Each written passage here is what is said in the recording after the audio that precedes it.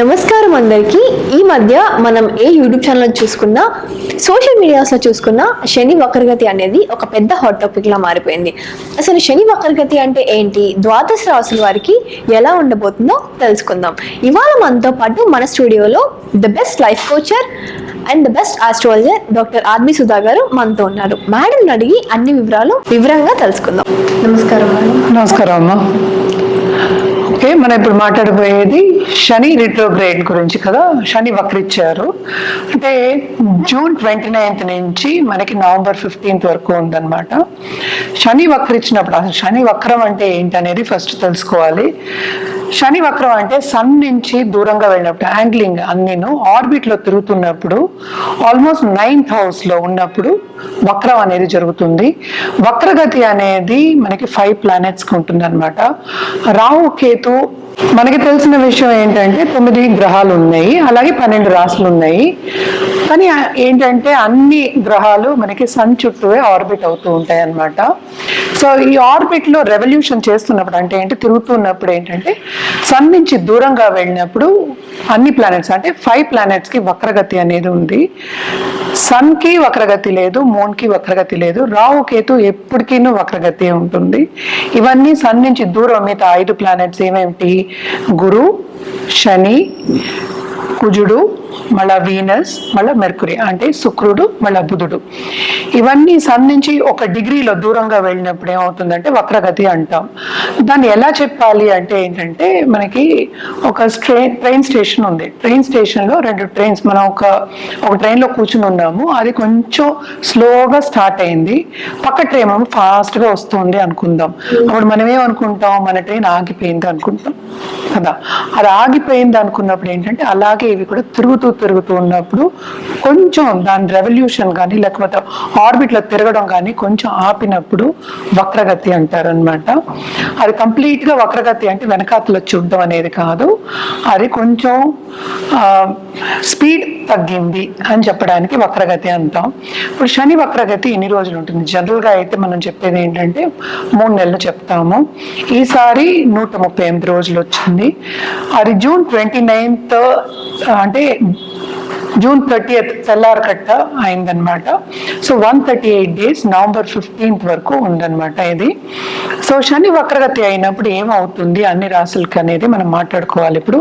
But జనరల్గా predictions ఏంటంటే ముందు చూపు లేకుండా వెనక చూపు ఉంటుంది అనేది మన ఆస్ట్రాలజికల్గా వేదిక ఆస్ట్రాలజీలో చెప్పుకుందాం అనమాట.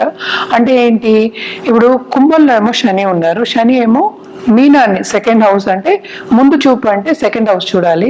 వక్రగతి అయినప్పుడు మనకి ఏంటంటే వెనకాతల 12 ఇళ్ళు చూడడం అనేది జరుగుతుంది అనమాట. దీని మూలాన్ని కొన్ని ఏంటంటే ఇబ్బందులు కొన్ని రాసులకు ఉంటాయి. ఎప్పటికైనా ఏంటంటే బ్యాలెన్స్ చేయడం అనేది వెరీ ఇంపార్టెంట్. అంటే ఏంటి, అన్ని బాగుండవు, కొన్ని రాసులకి చాలా బాగుంటాయి, కొన్ని రాసులకి బాగుండవు. బ్యాలెన్స్ చేసుకోవడం, లైఫ్ అనేది ఎప్పటికైనా బ్యాలెన్స్ చేసుకోవడం అనేది వెరీ ఇంపార్టెంట్. అందుకని భయపడవలసిన పనేం లేదు. చాలా మటుకు రెమెడియల్ మెషర్స్ మనం చేసామంటే బాగానే ఉంటుంది అనమాట. సో ఒక్కొక్క రాశికి ఎలా ఉంటుందో మనం చూద్దాం. ఓకే మేడం, చాలా చక్కగా వివరించారు. వృషభ రాశి వారికి ఎలా ఉందో తెలుసుకుందాం. ఓకే, ఇప్పుడు మనం వృషభ రాశి వాళ్ళ గురించి మాట్లాడుకుందాం. అంటే 2వ రాశి అంటే శని ఏంటంటే ఈ వృషభ రాశి వాళ్ళకి వెరీ గుడ్ బెనిఫిట్. అంటే ఏంటంటే మంచి చేసే అతను అనమాట. ఎందుకంటే ఆయన మనకి భాగ్యాధిపతి కూడా అయ్యాడు, అలాగే 10th Lord కూడా అయ్యాడు కదా. So it's very very good, చాలా మంచి ఒక గ్రహం ఈ ఎస్పెషలీ ఈ రాశి వాళ్ళకి, వృషభ రాశి వాళ్ళకి. ఆయన వక్రించినప్పుడు ఏమవుతుందంటే భాగ్యానికి కొంచెం లోటు వస్తుంది. భాగ్యం అంటే ఏంటి, ఈ కాలంలో మనం ఎక్కువ కెరియరే చెప్పుకుంటాము. కెరియర్లో కొన్ని ఇబ్బందులు అనేవి తప్పవు. ఎస్పెషలీ కొలీగ్స్ ఏంటి సహకరించరు. అంటే ఏంటంటే ఏదో ఒక విభేదాలు వస్తూనే ఉంటాయి అన్నమాట కంటిన్యూస్గా. ఎస్పెషలీ 138 days కొంచెం జాగ్రత్తగా ఉండాలి. అలాగే దాంపత్య జీవితంలో కూడా కొన్ని ప్రాబ్లమ్స్ వచ్చే ఛాన్సెస్ ఎక్కువ కనిపిస్తున్నాయి. సో ఏంటంటే శనిది ప్రభావం చాలా ఎక్కువ ఉంటుంది. ఎలాగ ఈయన బెస్ట్ బెనిఫిట్ ఈ రాశికి అయ్యారు, అలాగే ఏంటంటే మైనసెస్ కూడా చాలా ఉంటాయి వక్రగతి అయినప్పుడు అనమాట. అండ్ ఆల్సో ఆయన ఓన్ హౌస్లో ఉన్నారు, అంటే ఏంటి చాలా స్ట్రాంగ్గా ఉన్నారనమాట. సో అంత బాగుండదు, మిశ్రమంగానే ఉంటుంది. అనే చెప్పుకోవాలి. అసలు బాగుంటుందని చెప్పడానికి లేదు, ఎందుకంటే బ్యాలెన్స్ అవుతుంది కదా అన్నీను. సో ఏంటంటే జాగ్రత్తగా ఉండాలి, ఎస్పెషలీ రిలేషన్షిప్స్లో అండ్ కెరియర్ విషయంలో. కానీ ఏంటంటే ట్రావెలింగ్ అనేది ఎక్కువ ఉంటుంది వీళ్ళకి. ఎందుకు ట్రావెల్ చేస్తున్నారో, సడన్ ట్రావెల్ వస్తుంది, సడన్ ఎక్స్పెండిచర్ వస్తుంది, ఎందుకో ఖర్చు పెడుతూనే ఉంటారు. అండ్ ఆల్సో మనం చూసాము అంటే ఒక స్టేట్ నుంచి స్టేట్ అనకూడదు, ఒక జాబ్ నుంచి ఇంకో జాబ్ మారే ఛాన్సెస్ ఎక్కువ ఉంటాయి. ఏంటి దాని మూలని మనకి ఇబ్బందులు కూడా ఎక్కువ ఉంటాయి, శ్రమ అనేది చాలా అధికం కనిపిస్తోంది ఈ 3 నెలలు. అండ్ ఆల్సో ఏంటంటే హెల్త్ విషయంలో మనం వచ్చామంటే ఇవే కదా కావాల్సింది, ఫస్ట్ కెరియర్ అడుగుతారు, తర్వాత హెల్త్ అడుగుతారు. హెల్త్ విషయం కూడా చాలా సెన్సిటివ్ అయ్యే ఛాన్సెస్ ఎక్కువ కనిపిస్తున్నాయి వీళ్ళకి. సో తప్పక జాగ్రత్తగా ఉండాలి వీళ్ళు, ఎస్పెషలీ ఏంటంటే పర్సనల్ డెవలప్మెంట్ మీద ధ్యాస పెట్టాలి అనే చెప్పాలన్నమాట. అండ్ ఆల్సో ఏంటంటే ఇప్పుడు సపోజ్ ఇన్వెస్ట్మెంట్స్ చేయాలి, అలాగే బిజినెస్ చేయాలి, బిజినెస్లో నేను పెడుతున్నాను అన్నప్పుడు లోన్స్ తీసుకునే ఛాన్సెస్ ఎక్కువ ఉంటాయి. అండ్ లోన్స్ కూడా ఏంటంటే అధికం తీసుకోవాల్సి వస్తుంది, అదేమో ఖర్చు అయ్యే ఛాన్సెస్, ఎక్స్పెండిచర్ కూడా చాలా ఎక్కువ అనేది అనిపిస్తోంది. వక్రగతి ఎప్పుడైనా ఏంటంటే సాఫీగా అంటే స్ట్రైట్గా వెళ్తున్నప్పుడు కొంచెం వెనక్కి తిరుగుతూ ఏమవుతుంది, స్టాప్ అవుతాయి, అన్ని స్టాప్ అవుతాయి, స్తంభించే ఛాన్సెస్ కొంచెం ఎక్కువ కనిపిస్తున్నాయి ఈ రాశి వాళ్ళకి. ఎందుకంటే పై వాళ్ళతో సహకారం అనేది చాలా తక్కువ ఉంటుంది. అది ఉందంటే ఏమవుతుందంటే మనకి అట్మాస్ఫియర్ కూడా, అంటే ఏంటి వాళ్ళు పనిచేసే ఒక చోట కూడా వాళ్ళకి అంత సాఫీగా ఉండదు, కామ్గా ఉండదు అని చెప్తాం.